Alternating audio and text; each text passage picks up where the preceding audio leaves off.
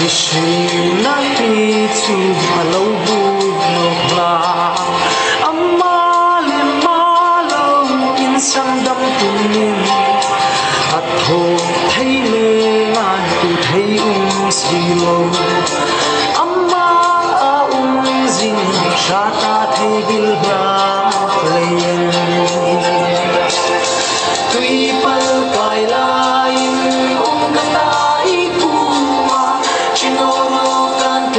che ihim ka kota che em tam ka put hai ahim ka zik che lalpa nam ni fil hallelujah hallelujah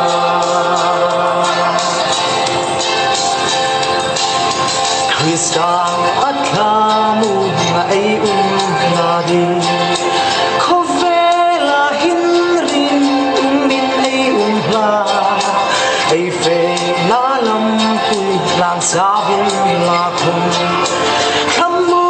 in ai ho velo ne zo ta si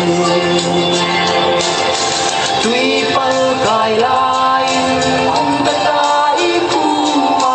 chinoro kan plan che I hin ka ko ta che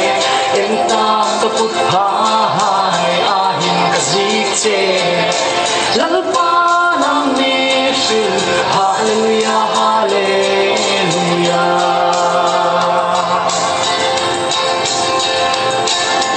lalpa rau rel na nuya pong ha har sa terin na tu khat ai sin khom thutta ring na le pel na in sukin Sipin zai ol na moyan rim tei hla tui pal kai lain ka tai kuma chinoro kan tlan che ihim ka kota che em tam ka put hai ahim ka zik che lalpa nam ni fil hallelujah hallelujah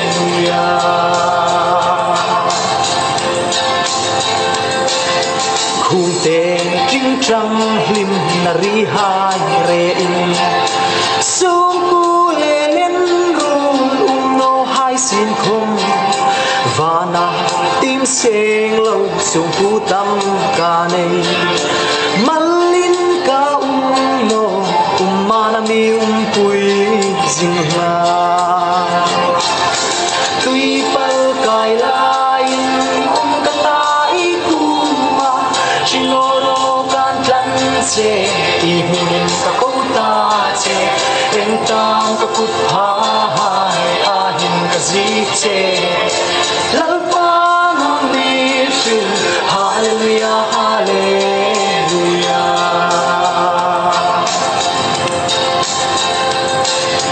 Nôi hi với khát là sụp nín nô kata Tlang lin lệ tlang xin hai xuân ni ngata Xin không lalpa ra niềm na lệ rem na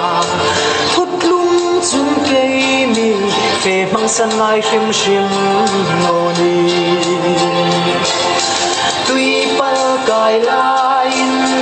kata chinoro kan tlan che ihim ka kota che em tam ka put hai ahim ka zik che lalpa nam ni fil hallelujah hallelujah